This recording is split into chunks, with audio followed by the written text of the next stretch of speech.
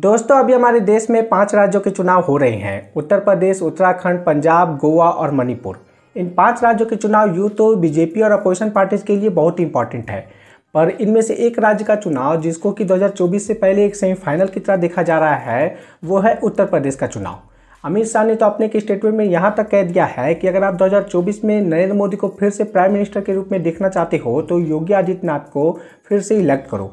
वहीं कुछ लोग तो ऐसे भी हैं जो 2022 के इलेक्शन को 2024 के इलेक्शन से भी बढ़कर बता रहे हैं।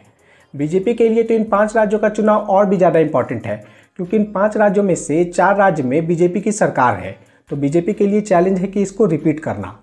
दोस्तों इस वीडियो को हम 4 पार्ट में कवर करने वाले हैं। पहले पार्ट में हम देखेंगे कि यूपी का इलेक्शन हमारे देश में इतना मैटर क्यों करता है, दूसरा कि यूपी का इलेक्शन बीजेपी के लिए क्या मायने रखता है, और तीसरा कि यूपी का इलेक्शन अपोजिशन पार्टीज के लिए क्या मायने रखता है, और साथ में हम लास्ट में देखेंगे कि अगर बीजेपी 2022 का इलेक्शन हार जाती है तो फिर इसका 2024 के इलेक्शन में क्या असर पड़ेगा। तो चलिए शुरू करते हैं। Why UP election matters to India. दोस्तों अगर हम 1 मिनट के लिए नंबर को साइड में रखें तो हमारे देश के 14 में से 9 प्राइम मिनिस्टर उत्तर प्रदेश से चुनाव जीत कर आए हैं। मुझे तो माँ गंगा ने बुलाया है। मतलब कि आप देखो कि भारत का हर एक प्राइम मिनिस्टर उत्तर प्रदेश से अपने आप को कनेक्ट करके रखता है। अभी जो हमारे भारत के current prime minister Shri Narendra Modi है वो चाहते तो आराम से गुजरात की कोई भी लोकसभा सीट जीतकर भारत के प्रधानमंत्री बने रह सकते थे, लेकिन उन्होंने 2014 में 2 सीट से चुनाव लड़ा, एक वाराणसी से और दूसरा गुजरात की कोई गांधीनगर सीट से, मुझे एग्जैक्टली मालूम नहीं है। और रूल के अकॉर्डिंग चूँकि वो दोनों चुनाव जीत चुके थे तो रूल के अकॉर्डिंग उनको एक सीट चुनना था, तो उन्होंने वाराणसी को चुना। तो क्यों चुना? क्योंकि उनको नॉर्थ में और ख़ास करके हिंदी बेल्ट में अपनी एक नेशनल लीडर के तौर पर अपनी एक छवि बनानी थी। और देखिए कि 2014 के चुनाव में पहली बार किसी गैर कांग्रेसी पार्टी को फुल मेजोरिटी मिला था, और उत्तर प्रदेश में खास करके बीजेपी को 80 में से 70 से ज़्यादा सीटें मिली थी। और मेजोरिटी में समझ सकते हो कि उत्तर प्रदेश में अगर 70 से ज़्यादा सीटें मिली है तो ये बीजेपी को मेजोरिटी में लाने के लिए कितनी हेल्प करती है। और 2019 में भी कुछ ऐसा ही हुआ था। और आप देखो कि 2017 में इसी का इम्पैक्ट हुआ था 2014 का ही, कि 2017 में बीजेपी को फुल 300 से ज़्यादा सीटें मिली थी। और ख़ास करके उत्तर प्रदेश में नंबर का तो मैटर करता ही है कि इतना बड़ा राज्य है, मतलब कि इसको अगर एक सेपरेट नेशन की तरह देखा जाए तो ये पॉपुलेशन के मायने में ये दुनिया का 5वां सबसे बड़ा देश होगा। और उत्तर प्रदेश में 80 लोकसभा सीटें हैं, तो 21 स्टेट और यूनियन टेरिटरी को एक साइड रखो और उत्तर प्रदेश की लोकसभा सीट को एक साइड रखो, तो इतना बड़ा डिफरेंस है। और उत्तर प्रदेश के बाद जो दूसरा सेकंड नंबर वाला राज्य है जिसमें लोकसभा की सीटें सबसे ज़्यादा है वो है महाराष्ट्र। और महाराष्ट्र में अभी किस पार्टी की सरकार है? तो वहाँ पर मिली जुली सरकार है। तो उत्तर प्रदेश का चुनाव इसलिए मैटर करता है। और आपने तो ये लाइन तो सुना ही होगा कि दिल्ली का रास्ता लखनऊ से होकर गुजरता है। दोस्तों इस बार का उत्तर प्रदेश का चुनाव बीजेपी के लिए कई मायनों में बहुत ही खास है। सबसे पहला कि योगी आदित्यनाथ का फेस। बीजेपी के अंदर ही बहुत से सपोर्टर ऐसे हैं जो कि योगी आदित्यनाथ को भारत के अगले प्राइम मिनिस्टर के रूप में देखना चाहते हैं।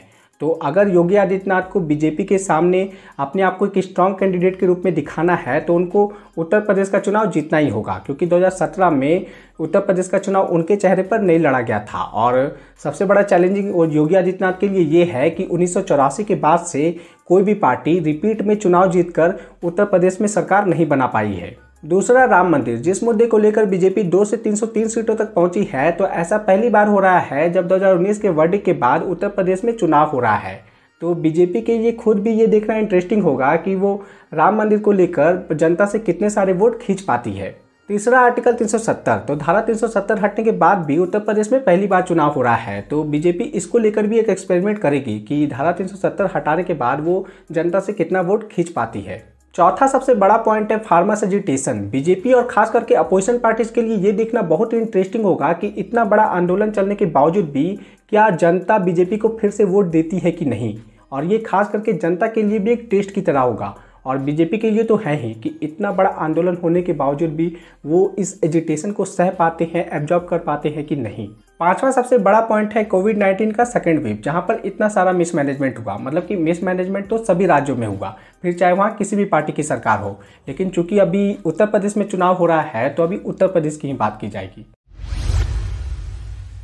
दोस्तों इन 5 राज्यों का चुनाव अपोजिशन के लिए भी बहुत ही इंटरेस्टिंग है। सबसे पहले कि रीजनल पार्टी के लिए अगर अखिलेश यादव उत्तर प्रदेश का चुनाव जीत जाते हैं तो बीजेपी के अगेंस्ट एक थर्ड फ्रंट खुल जाएगा।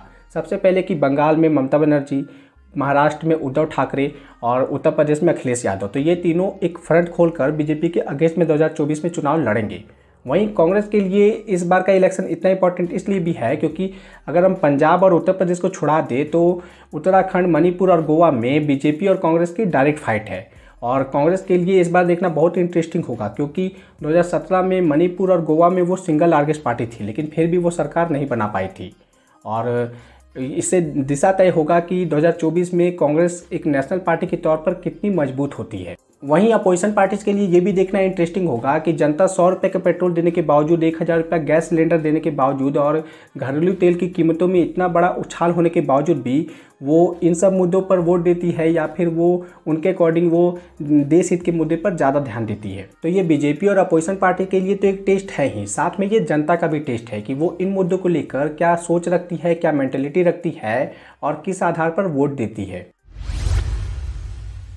क्या 2022 का इलेक्शन 2024 के इलेक्शन को अफेक्ट करेगा? तो दोस्तों इसका कोई भी सीधा जवाब नहीं है। अगर हम बात करते हैं कि बीजेपी 2022 के इलेक्शन को हार जाती है तो 2018 में भी देखो कि कांग्रेस मध्य प्रदेश, राजस्थान और छत्तीसगढ़ में जीत हासिल की थी उन्होंने, लेकिन 2019 के इलेक्शन में क्या हुआ था आप जानते हो कि बीजेपी इन सभी राज्यों में लैंडस्लाइड विक्ट्री उन्होंने ली थी। तो इसमें आप कुछ नहीं कह सकते। वहीं अगर हम देखें कि अगर बीजेपी 2022 के इलेक्शन को जीत जाती है तब क्या होगा, तो देखिए अभी करीब 1 से 1.5 साल बाकी है, यानी कि करीब 2 साल जितना भी बाकी होगा। तो भाई इन सब टाइम में कब क्या हो जाए किसी को मालूम नहीं है। मतलब कि बीजेपी कौन सी पॉलिसी लेकर आ जाए, क्या लेकर आ जाए, किसी को कुछ मालूम नहीं है। अभी जब फार्मर्स का जो 3 फार्म बिल नहीं आया था तब बीजेपी को रोकने वाला कौन था, मतलब आप सोचो। लेकिन देखो फार्मर्स बिल आया और अभी बीजेपी के लिए कितना बड़ा चैलेंज स्टार्ट हो गया है। तो कोई कुछ नहीं कह सकता है। और ऐसे अगर आप सभी इस बात से एग्री करोगे कि भाई जब भी नेशनल मुद्दा आता है, जब भी लोकसभा का इलेक्शन आता है तो बीजेपी को थोड़ा एज मिल जाता है, क्योंकि अभी आप सब बात एग्री करोगे कि अभी नरेंद्र मोदी के सामने कोई भी नेशनल लीडर अभी नहीं है। वेल ये सब तो समय ही बताएगा और 2024 तक हमें इंतज़ार करना होगा कि उस वक्त क्या होगा। चलिए मिलते हैं आपसे अगले वीडियो में। बहुत बहुत धन्यवाद।